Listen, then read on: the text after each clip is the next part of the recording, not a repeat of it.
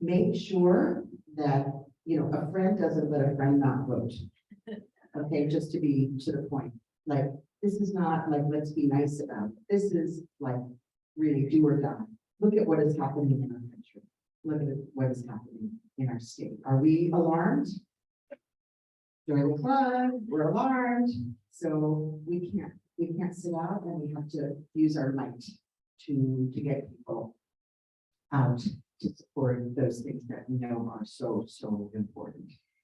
So I'm going to use this opportunity to tell you a little bit about what's really important right now to me, because it's so important to the community. Housing. So we are really struggling. We know so many people who have been pushed out of their homes, people who are living in their car, people are maybe living with friends, or they're couch surfing place to place, people leaving town, right? We have a 2% unemployment rate. Everybody is struggling to get workers, but if we don't pay them what it costs to live here, we're losing them. And our golden egg that the goose laid, what's the expression? What happens to the golden goose? Because if we can't sustain this, we are not going to be the most recovered economy in the country, which, by the way, we are right now. The most recovered economy. Yeah, you can go ahead and apply for that. Yeah. So we're going to take responsibility, right? So there are some really important choices that are taking place in the county commission in September. The county commission votes on the budget.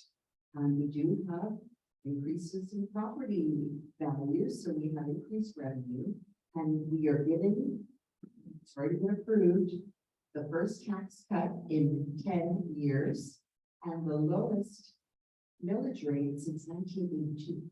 So this is definitely significant, right? This is definitely sending a message that we want people to know that we recognize there has been an increase in values, that people are struggling. So we want to give a tax cut. And we also want to take those dollars and invest them in what will make the biggest difference. And in our case, it's housing. Sorry, people on Zoom are having trouble hearing the audio. I'm trying to turn up the mic. You're Okay. doing fine. What happens is, it's coming through the PA and going through here. Well, So I'm gonna get closer. No, because they're hearing what's coming through the PA. So I'm sorry for the interruption.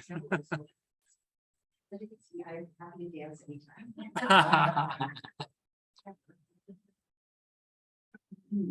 So, I'm trying to turn this off, however, it has to do with housing.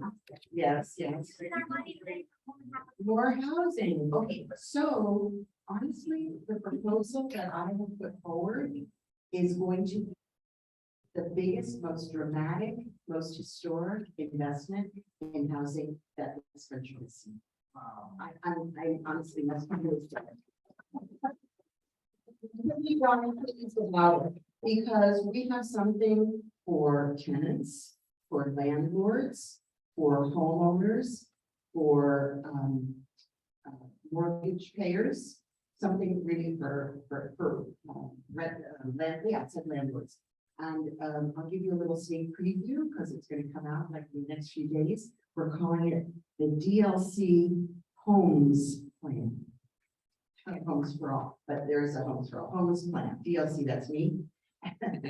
And this commissioner has stood by doing creative things with housing. She is so forward thinking, and we've been able to put together a series of things, expanding relief for tenants who can't afford to and are facing eviction. So we're expanding it to workforce levels, so up to 140% of area median income. That's one proposal. Another is to take people who are struggling on fixed income to pay their increased insurance, and taxes, and all of the expenses. So there may be seniors or disabled in their homes, and they're going to lose their homes, but we can offer them relief.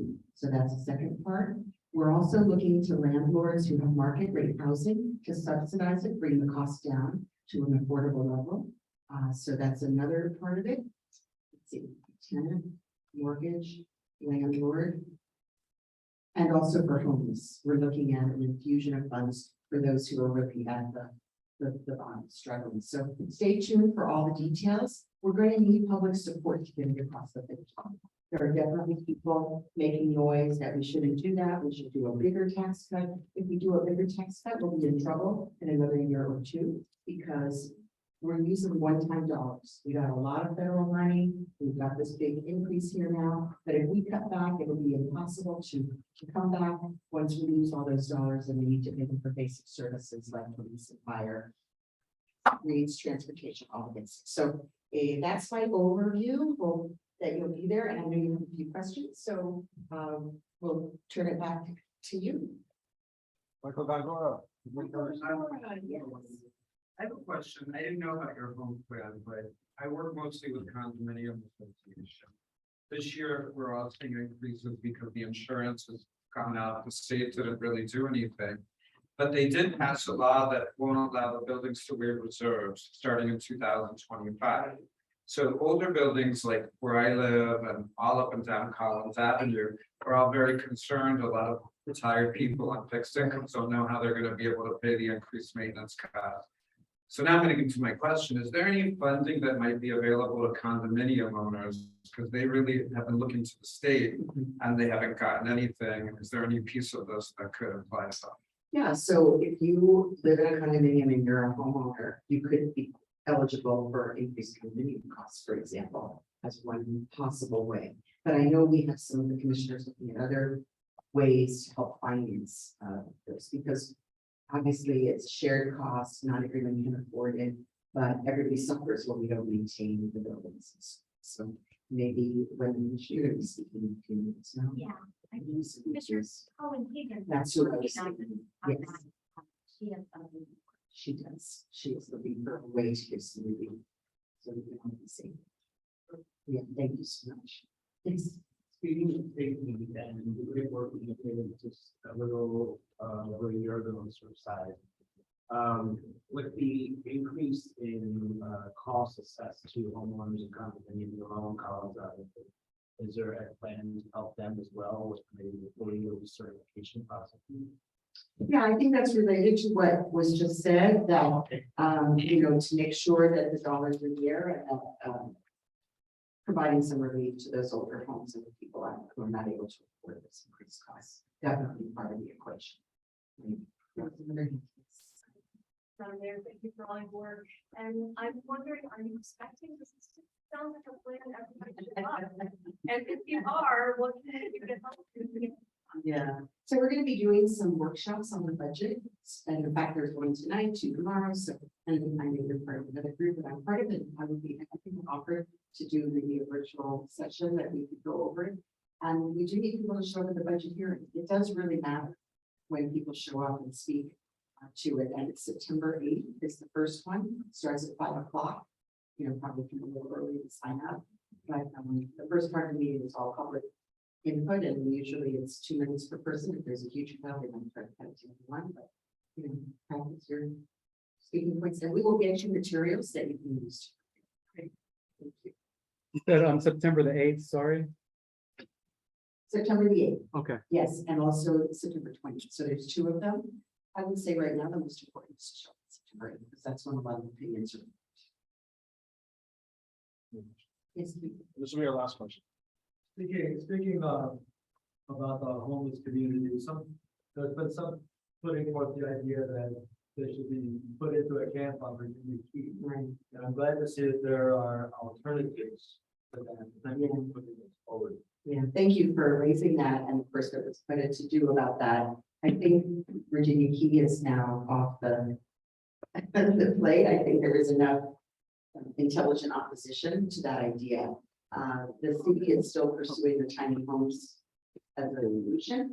Where would be the question, and also if that's the best solution. So I'm in an active conversation with the city and others are as well. Maybe we should talk about that too, Commissioner. I'm not sure if we have some of this conversation to see what alternatives there are. You know, we actually, compared to other cities, do very, very well. Not that anyone should be homeless on the street, but the chronically homeless have a hard time going into our shelters. We do, basically, we need more houses, right? Oh, and people say this whole housing proposal, well, it's short term. Well, if we can do 3 years and get over the hump and the market comes into some kind of a balance and salaries increase and inflation comes down and, all of that, we can hopefully ride out the storm because we're increasing the supply of housing at a dramatic pace. We've got 14,000 units in the ground that will be completed by the end of 2023. We have another 18,000 in the permitting process. We have 75 million in a special fund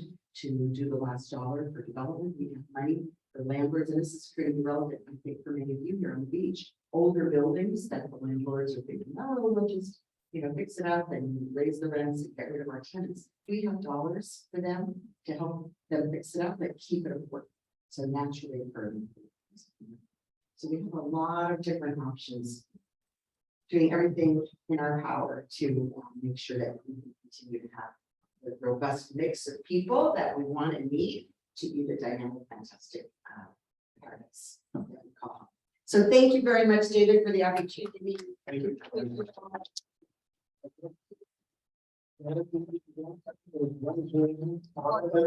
And Steve's gonna read it. The statement from Dave Dobler on Zoom, volunteer.org. The mayor's way to be Thursday. Yes. Statement, I just read the mayor's new budget, and I'd like to thank for the significant increase in funding for stormwater maintenance to protect this game day. He understands that stormwater is one of the largest contributors of pollution, and that the last administration basically ignored all the warning signs. Well, thank you, Dave, and and Dave is an incredible activist in keeping our bay and our ocean and our beaches clean, and he's a real leader. So if you're not involved with Dave and his activities, please do. And for sure, we have a really robust community fighting for clean water. I was just with Dave at the Future of Water Conference. And yes, stormwater or floods are us. And actually, we're hoping that FEMA is going to come and partner with us to do like a demonstration across cities and counties together to do a better job of insurance. Thank you. Thank you so much. Thank you, Mayor. And thank you for the leadership and thank you for everything you're doing for our Democratic Party and our candidates on the ballot. So thank you so much for doing this.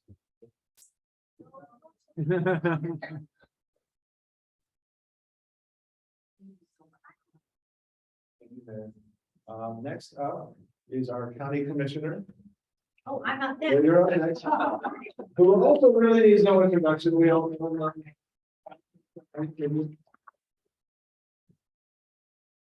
Hello, everyone. I'm Eileen. Higgins, for those of you that don't know me, I have the privilege of representing half of Miami Beach with my colleague Sally Heyman on the other half, and starting in November, your previous city commissioner, Nikki Steinberg. So between the three of us, we used to have a good team. Now we have a good trio of folks that try to represent you to the best of our abilities in the wider county. And I remember at the beginning, people were like, we want one commissioner for Miami Beach. And I'm like, no, you don't. You want 2 votes on the commission, not just one.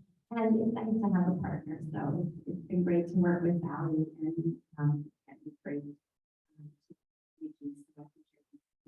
And I am here tonight, short and sweet, although I answer any questions that you want. But I think before I wanted to talk a little bit more about housing piece. What the mayor said, and what you know, is housing is an absolute, it's almost an existential crisis for us right now. Quite frankly, it doesn't matter if you're poor or if you're rich. And we were just making fun of somebody that moved down here with an investment banker, making, millions and millions of dollars, and he couldn't afford his house. But it just tells you that affordability it's just up and down the scale. And of course, people with very low incomes or fixed incomes are very adversely affected. What the mayor said about building those 18,000 units in the next 2 years is pretty impressive. We as the county have done a lot of things. I passed legislation to put any development with affordable or workforce housing units to the front of the line of the development. So you want to build a luxury condo, that's great, you just get in line, but if there's workforce or affordable housing unit, you're in front of the line. And as the mayor said, we also have a lot of programs now for naturally occurring affordable housing. Not all owners of these smaller older buildings, but you all have them. The older historic buildings know they get very low, almost forgivable loans from the county to bring these buildings up to code, to do some resiliency pieces. And then the North Beach CRA, which was passed last year, basically to be able to be supportive of that, I required that a minimum of the 10% of the funding that go in there be reinvested into affordable housing, because up in North Beach, you have lots of lovely little historic buildings that are at risk and need this reinvestment in order to maintain naturally occurring affordable housing, and also to construct more. Now, as I say that, it requires deep questions about our values of that place. Because housing is also a question of density. And I'm sure you're reading in the newspaper every day, all across the county, that every time you want to build a townhouse with two people next to each other, rather than a giant house, there are places where people view that as very difficult for them, right? They grew up in a very suburban neighborhood, or moderate density. And the reality is the fixing of our housing problem is going to have to start with us fixing our brain about allowing people to live near us in smaller units. And all across the county, these conversations are going on. And they really do affect people very deeply and very emotionally. It's not easy, right? I grew up where every lot was an acre.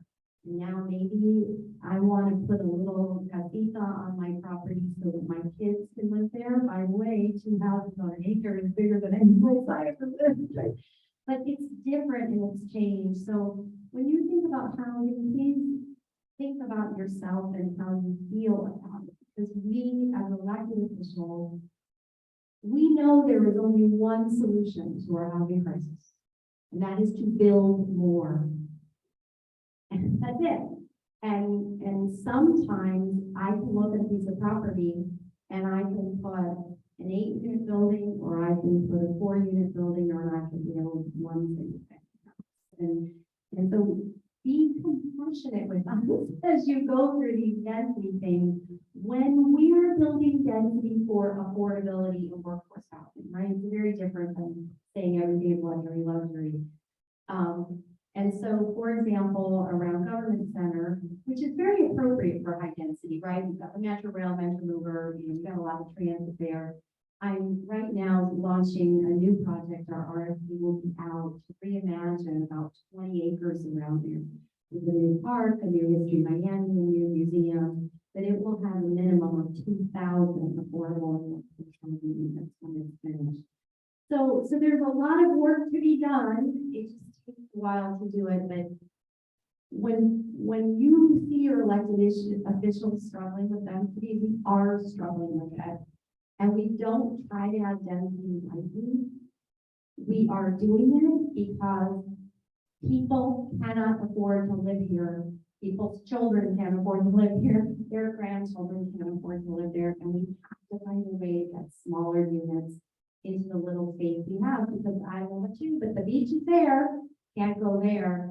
And if you go to the other side of our county, right in the Everglades, we are fundamentally more or less an island. Okay, we are surrounded by water. And so as we think about how we grow together, we need to think about how we make sure that everybody can afford to live here. So I talked that out there with a little block, so I didn't have to walk this one, I didn't have to say that.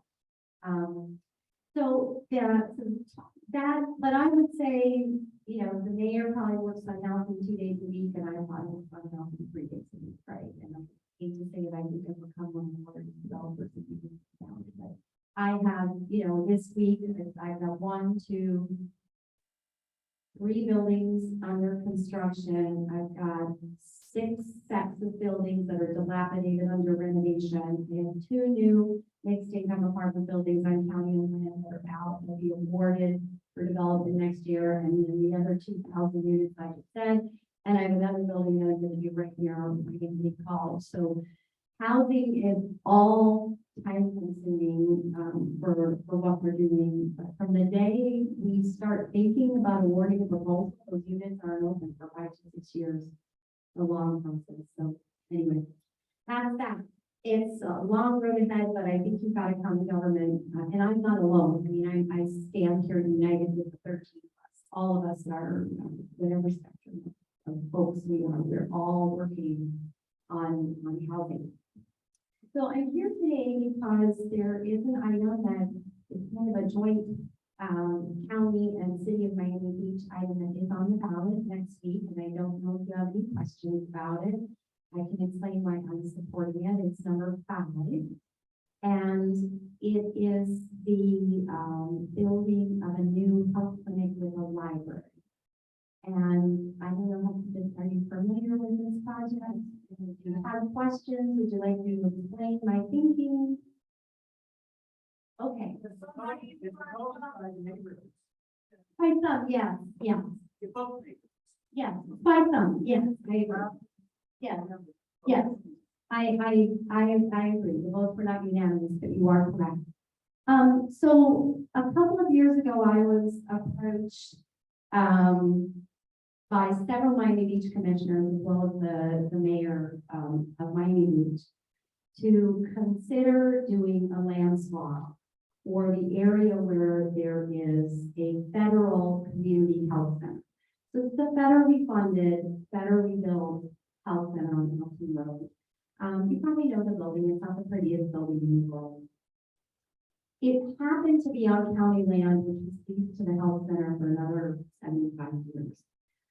The only way to ever move that health center is to build a new one. It has to stay in operation 12 months out of the year. So we began to look, obviously, you know the development of the new park that is going down there.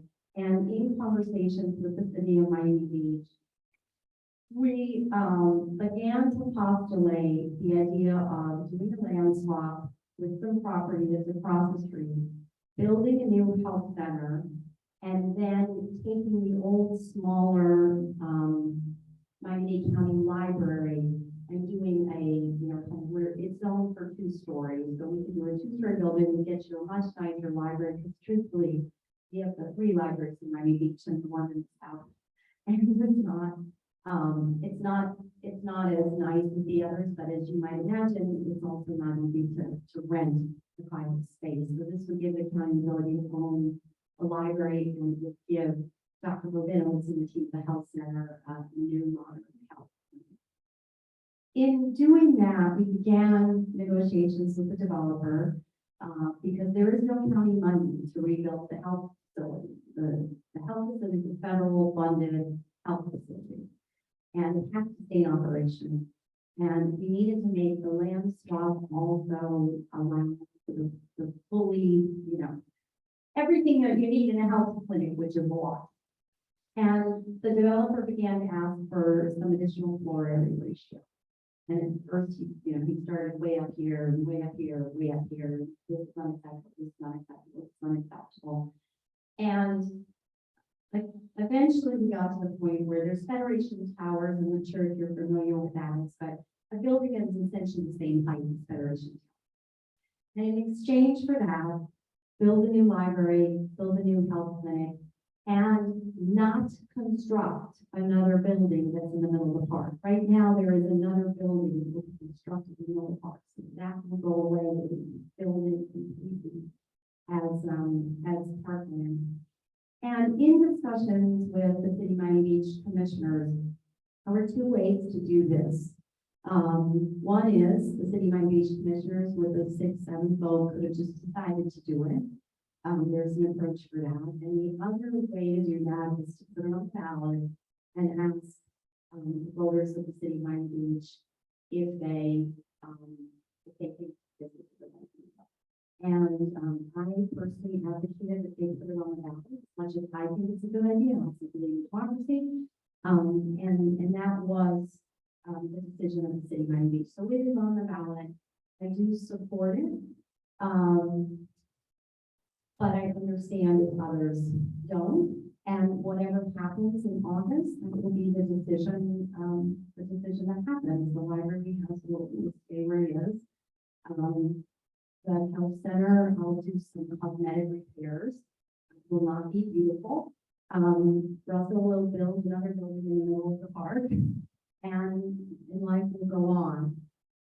When I weigh the trade-offs of this, I actually think the benefits to the neighborhood and to the residents, and particularly the low income users of this house, and you know, to me, it tips the scale far in voting yes. We get a great health clinic, we get a good library, we get more park, and yes, we do get a building that has you know, a few more floors on it about the city. So that's my thought around it.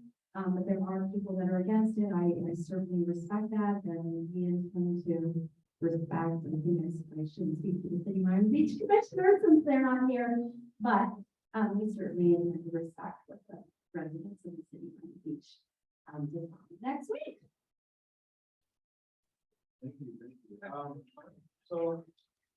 Can I ask a question first? Yeah, of course. All right, and I guess just put a different hat on. Yeah. Any thoughts of the upcoming elections? Oh, gosh, okay. Upcoming election, first and foremost, I think sometimes for Democrats, you gotta get the ones that only vote in November to vote in August. Because if you've gotten out there for the primary, it's a lot easier to chase them for November. Does that make sense? We want to get people in the mode. So push as hard as possibly for Tuesday. And we've got a couple of reasons that are really important for that, like Val Demings, right? And we got Val, and we don't want to be chasing people to the polls for the first time in November. We want to be chasing them down now. And because if they've gone and voted for Val in August, they're gonna show up to vote for Val in November. And so don't think about the fact maybe, if, you know, it doesn't look too exciting for what Val Demings gonna win the primary, blah, blah, blah, blah. You know, you think that because, but at the end of the day, if we get someone that's not a super voter to the polls in August, they will be at the polls in November. So that's my thought on that. I listen, we do the state, it matters, statement of the right is, let's talk about, Florida. You can't be gay, you can't be a woman, you can't be a teacher. You can't read, really, you can't like to read. I mean, there are just so many things that say, right now. Get out there and vote and just, you know, drag another person or two that may, well, I'll wait to November because you won't have to remind that person in November because we're going to be busy reminding other people in November. And let me tell you, Miami-Dade County doesn't turn out. We don't get a Senate seat and we don't have a snowball chances out of getting another seat. It is on us in Miami-Dade County to have a super turnout in November, so we need to start now.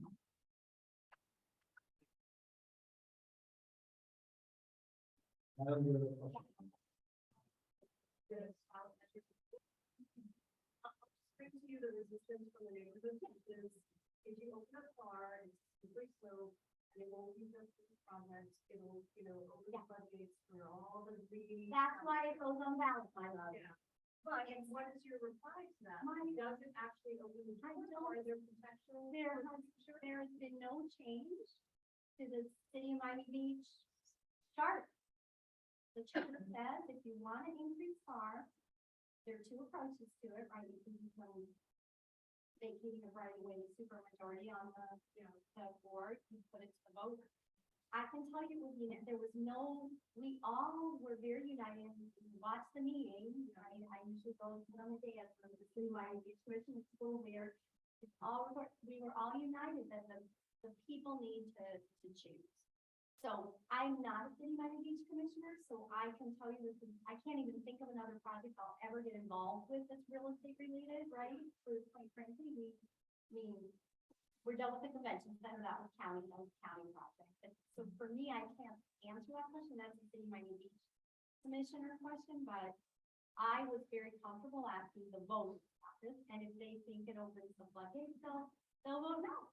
Right? I mean, I feel very good about democracy. I feel like this is a good project for the City of Miami Beach.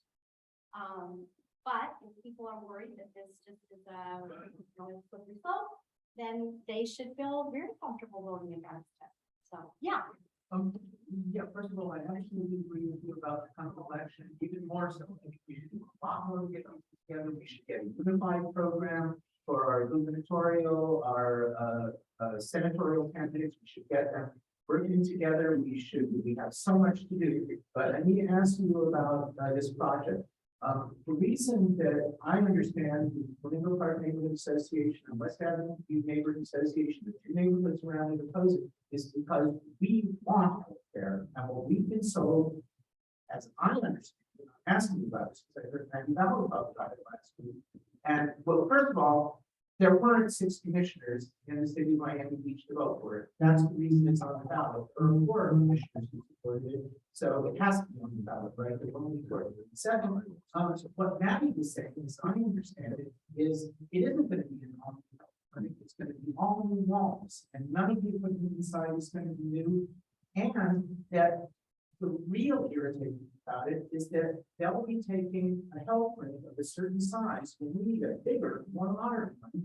They'll knock it down and build the same thing across the street. And that we're giving them a huge tower. We're giving them the ability for so much far and to move. They weren't going to have more far before. They had one project and another and another.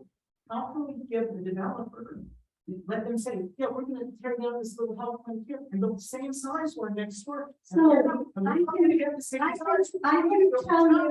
can tell you that I have been working with Dr. Rabinowitz and the board of the health clinic on the specs of what they need for over 2 years.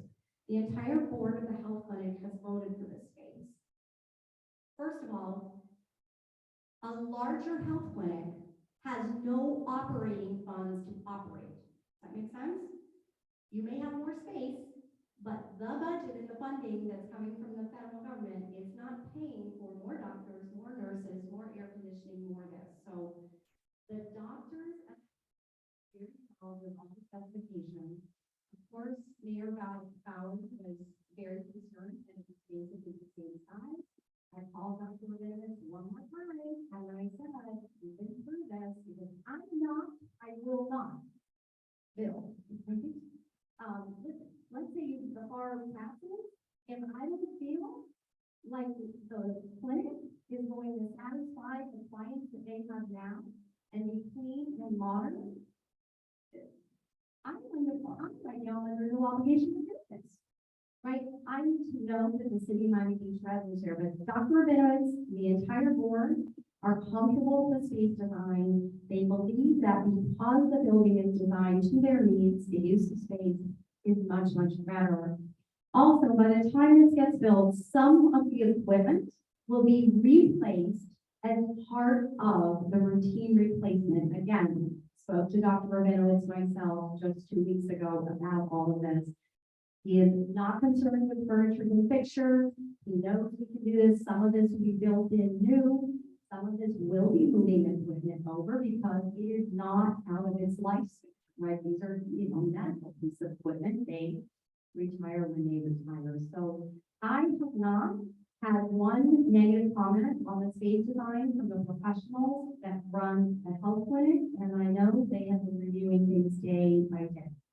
So that's, and I'm on year 2, so making sure that, because if the health clinic isn't satisfied, I'm not moving it.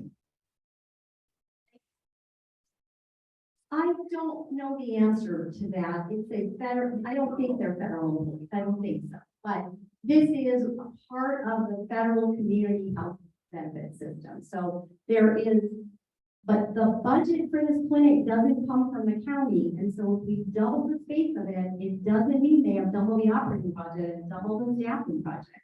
right? They have a mission, and also they have another clinic further north, so we're able to help, residents further north. I'll do here in a minute. Valerie, doing a question, Steve, can you unmute her?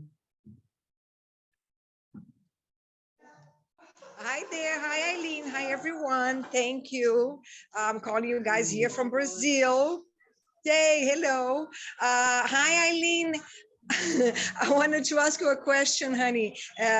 Going back to the clinic, and I mentioned to you very quickly the other day, is that possible to give half of the library to the clinic so the clinic can have more space and we can have a first floor in the clinic in behalf to the residents? The clinic does not need more space according to. No, I'm not even, you know what, I'm talking, yes, I'm talking about as a resident that can see that the city is gonna grow, regardless of what the CEO of the clinic feels or not. Get bigger is its operating budget gets bigger. I don't know if the city of my.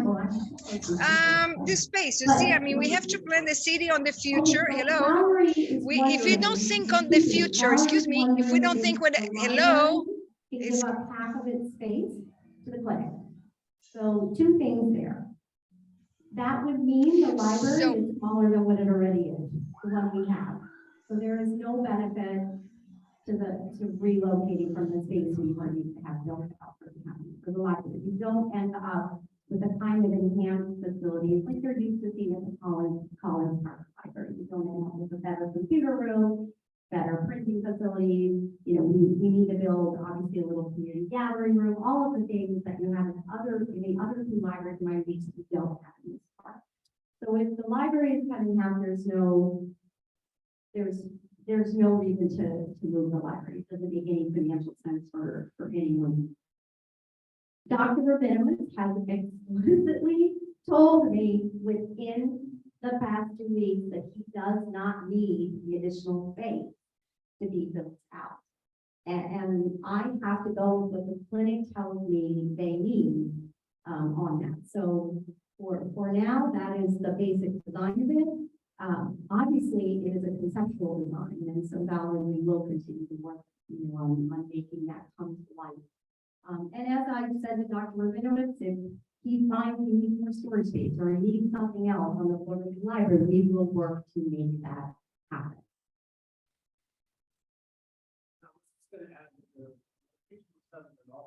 Only half of that building is currently being used by the health. Half of it is being. Yes, the half that is sitting empty is not developed. It was a very, I think, ill-designed building. In a perfect world, so if you go in the other half, it's basically a dirt floor. Does that make sense? It's completely undeveloped. Yes. They're not using the other side. No, you can't look at the outside of the building because they're not using that side and they'll never be able to. And originally, before, when I first was elected about 4 years ago, my thought was, could I tear down that other half, build a new health center there, move them in, and then I'm putting the other half. But the way that building was designed, I can't tear that other down. They share a structural wall. So literally, you're stuck with both sides of that building. You can't do anything on that site. The only way for the health center to get improved is to build a new health center somewhere else. I mean, it's an unfortunate, I don't know the building, it's what we've got. And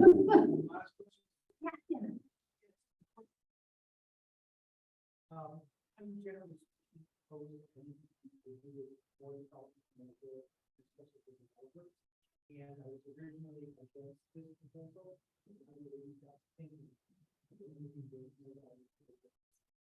So thank you. I really can develop what we're talking about is private negotiator, so I'm not confused about that. Okay, I get what we're up against here.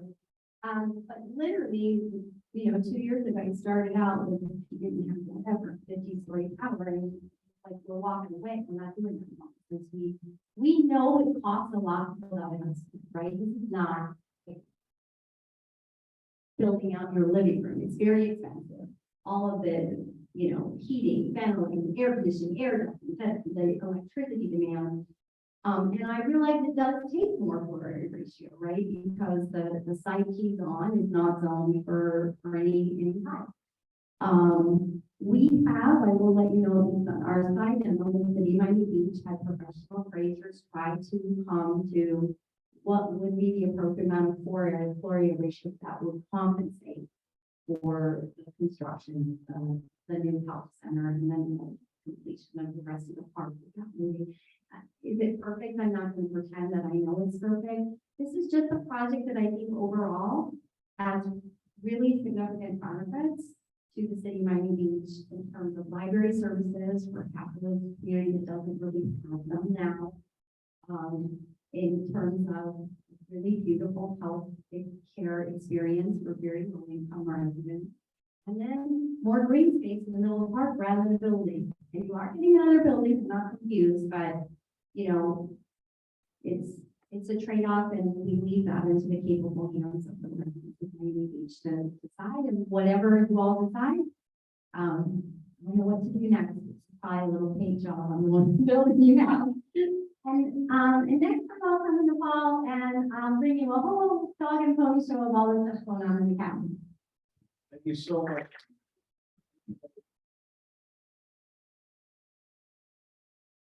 All right, so we're up to the part of our meeting where you get to hear the president's report. I'll make it quick because it's already 7:52. I just wanted to let you all know some of the work that's going on. The Miami Beach Democratic Club has been working with the Florida Democratic Party's coordinating campaign. I don't know if everyone's familiar with that, but the Florida Democratic Party has hired canvassers throughout the state. And on Miami Beach alone, they've hired one dedicated, so far, they've hired one dedicated field organizer, and they're going to be very lots of more folks. And every weekend so far, on Saturday, and this has been probably close to 4 weeks, maybe we're on our 4th week now. There's several canvassing shifts available on Saturday, on Sunday, and then on Wednesday. So that's just canvassing and that's knocking on doors, and anyone who is able to join us would be amazing. And we're helping right now the Democratic Party's message, candidates that do not have a primary. And so I think the first weekend we knocked on over 400 doors, and since then it's just been increasing. So we're very excited to where this partnership with the Florida Democratic Party is going. The other thing is our club is doing text banking, which I know a lot of you have already joined us with, which has been very successful, and phone banking. And so I know Steve, during his report, is going to go over the specifics. And we also have a slide, might be on the agenda, but there's a slide also that has all the timetables for all those things. So we'd love to have you all join us. Getting out the vote, of course, everyone here knows it. It's the most important thing. The primary, I believe, is August 23rd, which is fast approaching. So make sure you get your friends, neighbors, everybody possible, make sure to remind them to vote. The other thing I want to say is last night we had a fundraiser at the Sandbar. It's called the Sandbox, which is like a theater part of the Sandbar, up in North Beach, and it was just incredible. There's a play or a reading. I don't know what the right term is, but there was a production called The Code, and it was put on mainly by David Sexton. He really did a tremendous job, so I want to thank him. I know he's not here, but maybe he'll hear this recorded somewhere. So thank you to David Sexton. Thank you to the officers and board members of our club for putting this together. And I want to thank the cast and crew of the production and the owner of the Sandbar. It was just incredible. We had at least 60, 70 people there. The fundraiser brought in at least $1,400 for the club. So we're very excited about it. The topic was, and if anyone wants to talk about it, they're welcome to, because I know a lot of you were there, but the topic was very timely. It was about 1950s era Hollywood, basically what it meant to be LGBT during that time. Very interesting, very timely with what's going on now, and it was just an incredible event. So thank you all for being there last night and supporting us, and I just wanted to thank everybody. All right, let's move on to the agenda. So next, we're having committee reports, and I'm gonna ask our committee chairs to try to keep it, 2 to 3 minutes. So Steve, you want to kick us off? Sure. Hello, my name is Steve Hawes. I'm the Communications Committee Chair. Real quick, I want to thank Commissioner Higgins for saying, look, we have to get out the vote for the primary because that's going to help increase turnout in the general. So we have a bunch of different things we've been doing. I'm going to bring up a slide to show you. It'll be easier to see them. Right, so we have a lot of events. We have ongoing events. Sorry.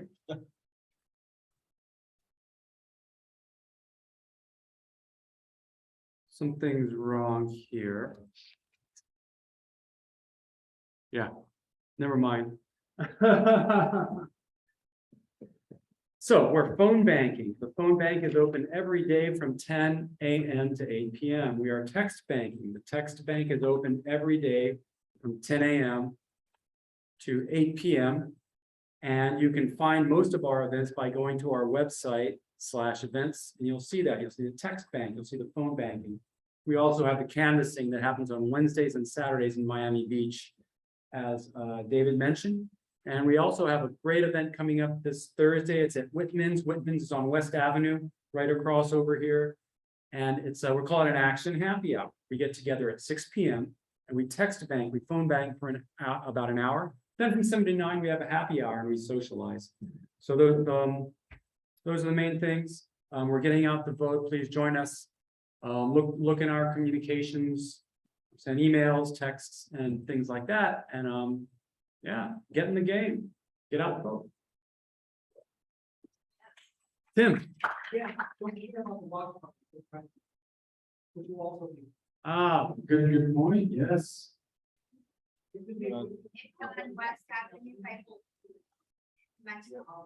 Primary watch, election watch party. Next Tuesday, August 23rd, at what time? Amanda? 6 p.m. 6 p.m. at Whitman's, Miami, 959 West Avenue. Thank you, Steve. And we're gonna be sending all these names and times and everything through via our social media and our email, so for anyone who's not a member.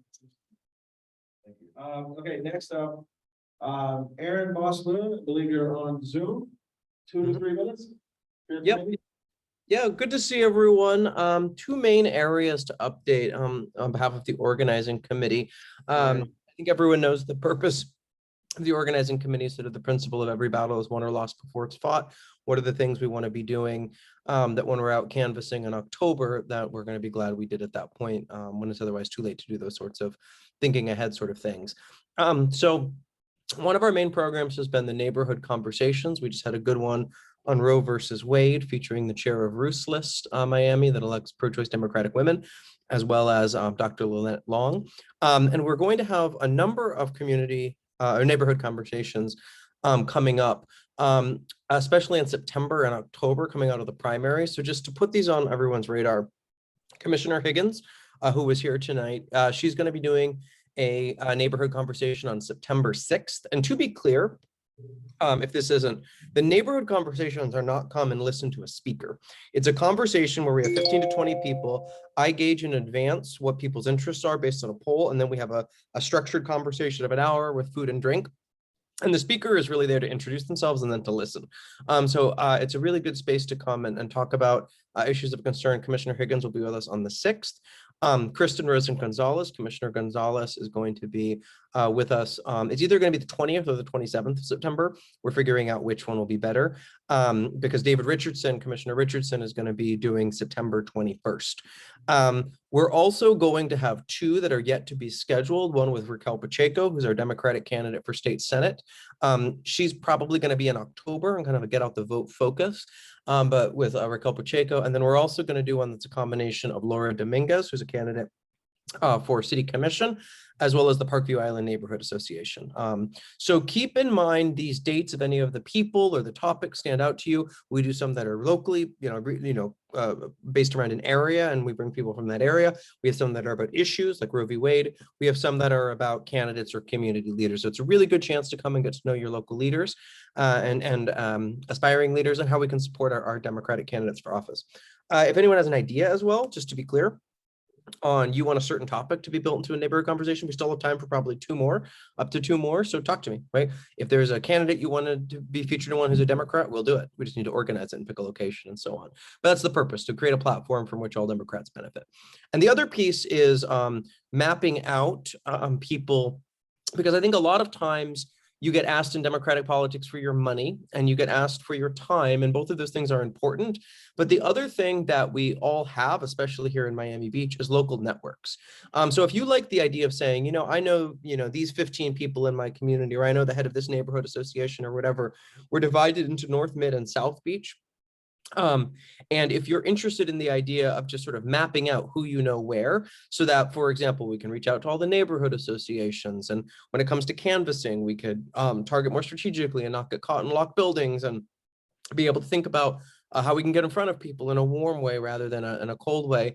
Let me know. We are going to have captains for each of the areas, and then within each of those 10 to 15 people who your only job would be to sit with me and map out, I know this person, I know this person. Because if we think about even the people in this room at the Marseille and on Zoom right now, if every single person here were to really sit down and say, I know this many people from this many organizations, we would have Miami Beach mapped out just from this room. So if that interests you and it would take some time to sit down with me or a coordinator, please do. Also keep in mind these neighborhood conversations, which are great ways that we engage 15 or 20 people at a time. And then they're part of our orbit, and we're bringing in new people and new members, and can then activate in the election as well. So neighborhood conversations, lending your network and your knowledge of the beach to help us elect Democrats, and anything else that may have be of interest that we can use to help put Democrats in office this November.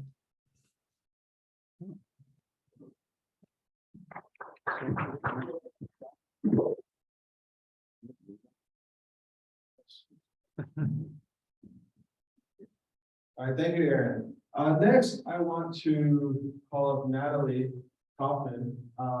Natalie Kaufman has agreed to become our new voter registration chair. So I want to introduce herself and say a few words for those who don't know her. But I also want to, but Tim, I just want to thank you for your service, your amazing work as our He's passing the torch over to Natalie. Yes, and I'll echo that. Thank you, Tim, for all of your great work and great ideas, and I hope to carry and build upon that. So raise your hand if you know anyone who moved to Florida in the last couple of years. I do. So there's a lot of bad news out there. The Republicans have registered 200,000 more party members than we have. They're up 200,000 in our state right now. But I think the good news is there are a lot of new Floridians who aren't yet registered, and there are a lot of young people who aren't yet registered. So I think we have 85 days until the election. That's November 8th. We have 57 days left until the deadline to register. 57 days, that sounds like bad news until you start talking to people. And I think every single one of us can choose to do something every day to engage and register voters. You might not get a registration every day, but I think you can get someone engaged. And I can tell you, in my experience, this is a shirt I created, but whatever the topic is, whether, Eileen listed off, don't say gay, don't read, don't be a woman, don't have any reproductive rights. When you engage people on those topics, we can get them engaged, we can get them motivated to vote. And I think that's the good news. I can tell you, I have been registering voters for years, and it has never been easier than this year. People are pissed when you get the right person talking and you speak to them like a human about our rights. The Republicans tell this story about freedom, and in fact, they're limiting our freedoms. So pick a topic, pick anything: police reform, Black lives, the climate, education, reproductive rights. Just have a conversation one-on-one And it goes like magic. The other thing is, I just want to share a prop and then I'll turn over and we can talk about more details later, but one of the biggest roadblocks for people is not having a stamp at home to turn in their voter registration form. So I carry around, and I think we can all do this, buy a few envelopes. We can do it as a club. We can distribute it. I never leave the house without at least one voter registration form and a stamped envelope to the supervisor of elections. Most of the time in Florida, you can register someone right on their phone. You just send them to vote.org. They can complete the registration. If they have a Florida license, it's done in 2 minutes. If they don't have a license, if they're a new person from New York, there are a lot of New Yorkers here. There are a ton of people from everywhere. If they don't have a Florida license, they have to do it on paper. That's why I bring my prop. And it's so easy. Hand it to them. You have to hand it to them by law. You can't take the envelope, but just hand it to them. Make sure they walk it to a mailbox. And there you go. How many people are in this club now? Over 100, right? More than that. If we each get 3 registrations between now and October 11th, that's a lot of new voters in Miami. We lost an election 2 years ago by 32 votes. We can do this. And if we set the momentum, as the mayor and the commissioner were speaking of, Miami-Dade is going to set the pace. So let's do this. I am fired up. I hope you guys are fired up. And I will be happy to start organizing and sharing ideas. And I think we can get a lot done in the next 57 days to register voters. Next, I'm going to call up our county division, Eileen. Really important. It was a very exciting. Okay, fortunately, David, it took a village. September 9th, it's Friday night. The Miami-Dade Dance Gala. It is at the Miami Beach Convention Center, and the tickets are not super expensive to get a seat. And it would be great to have everybody there. Let's remember that as much as we all volunteer, sometimes it's the party having enough money to actually knock on doors from 9 to 5 while we all are at work Monday through Friday, to make sure that we're knocking on all the doors and making all the phone calls we need for that. So that is what that event is about. If you haven't received the email, just let me know. We'll get it all out to you. I'm the fundraising chair as well. So if anyone would like to be a sponsor, I only need $10,000. Anyone? Anyone? I'm pretty sure I could get you a table for 5. Anyway, there's a spot for everyone no matter their price range. But please, I think it makes our candidates, obviously this is going to be a very big one. I can assure you we're going to have a chance to see all of our gubernatorial candidates. I'm sorry, our gubernatorial nominee, Val will be there. You know, we're pretty set up as a post primary, and it'll be ready to roll. So show up, it'll be fun, and it's not far from home for you all. Thank you so much. And it's a lot of fun. I went 2 years ago, and before that, it's a lot of fun. So we'll be sending the information around. How much?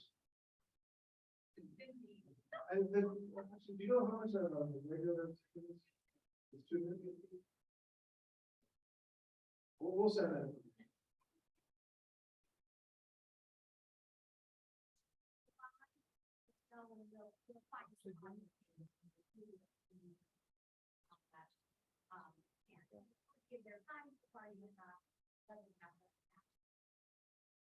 Yeah, we'll make sure to send all the information.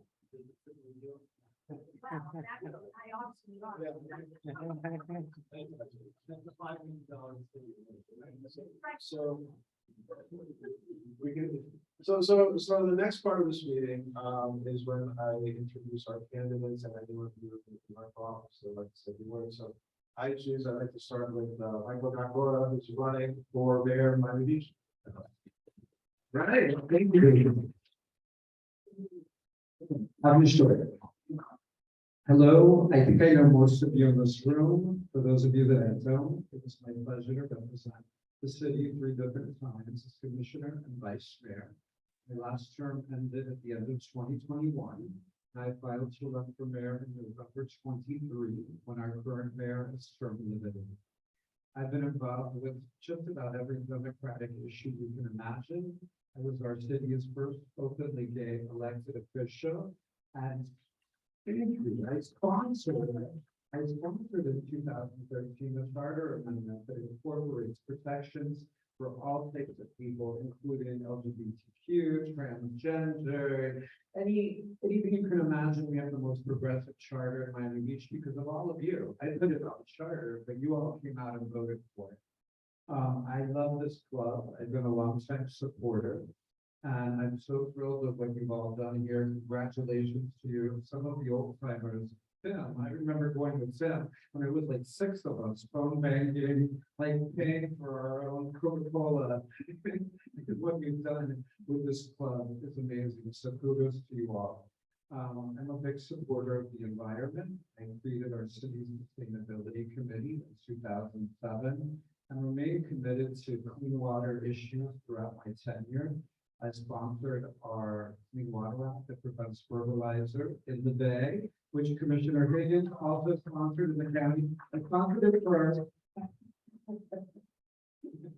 But I love our city and I want to continue representing all of you. I hope if you don't know me, you'll take the time to get to know me. My name is Michael Gunford. If you have questions, my cell is 305-992-9503. My email is michael@michaelgunfora.com. Thank you for your attention. And I'd also like to give a shout out to Justin. What are you doing here on your birthday? Happy birthday.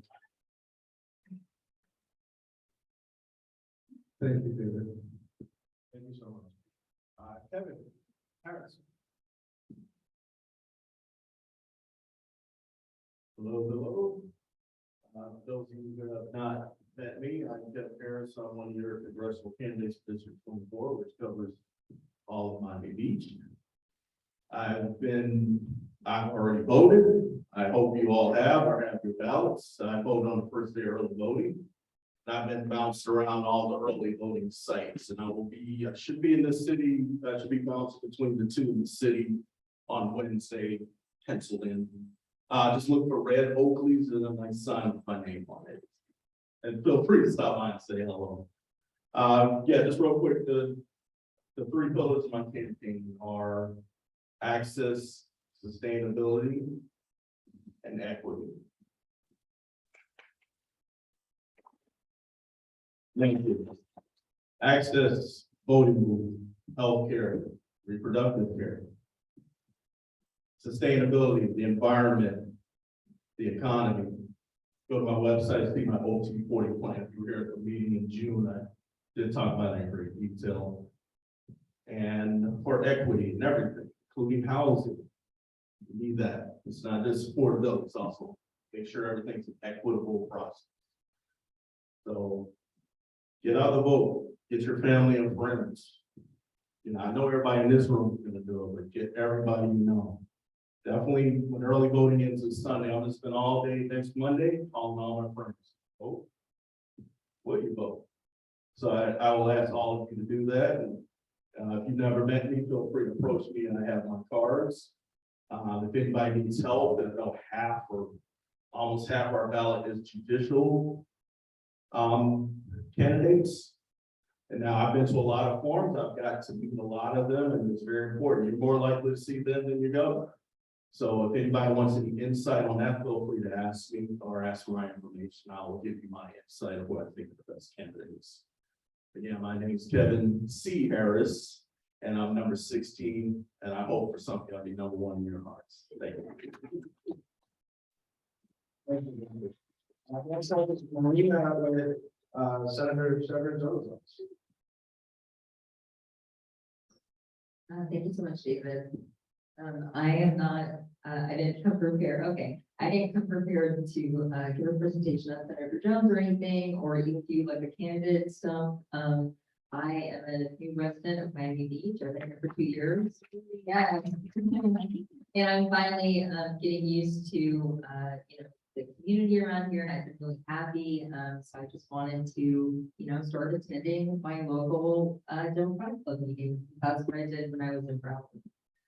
So I just wanted to share some things with you guys about Senator Jones. It'll be exceptionally quick. If you didn't know, Senator Jones, used to be an AP, biology and chemistry teacher. And, after, they kept changing the rules, regarding teachers and testing, he got so pissed off that he ran for office. And that was about 10 years ago. So for 8 years, he has served in the House of Representatives, representing Broward County. And as a state senator, the past 2 years, he has represented half Miami-Dade County and half Broward County. So what I had to write down, it's a lot, I will forget. So should Senator Jones win next week's primary, which I really do believe that he will. Yes, right, of course.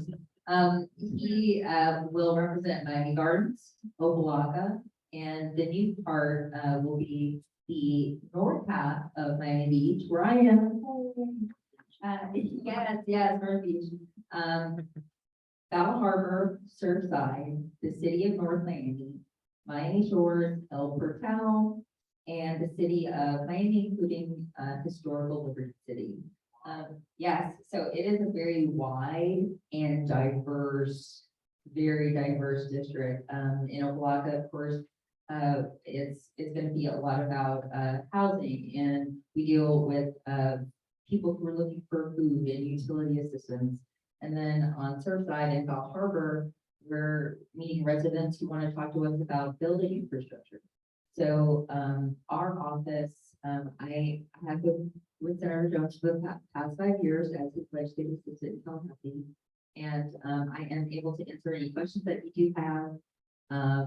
It would be an honor for us if anyone interested would invite us to their HOA meetings. I know tomorrow I'm going to be at the Miami Beach United meeting again, just so our office can learn more about the concerns of our residents, because this is a completely different kind of area that we're representing.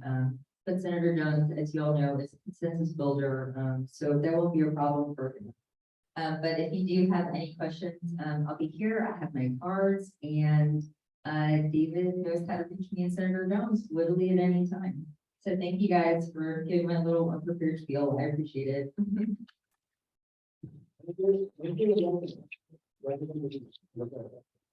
Any other candidates here? Anyone from any elected official's office, any candidates? All right. I think our meeting is done. Thank you. Do we have a motion to adjourn? Would I, a second? Yeah, all right. Any opposition to adjourning this meeting? All right, well, I want to say one thing. The meeting is adjourned, but thank you to the Marseille Hotel for having us here.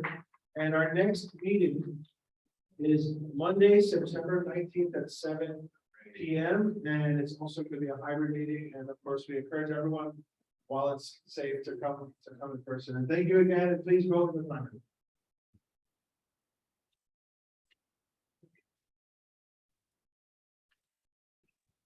Bye, everyone. And it's hard to tell because Linda did the same. You're letting something in the works.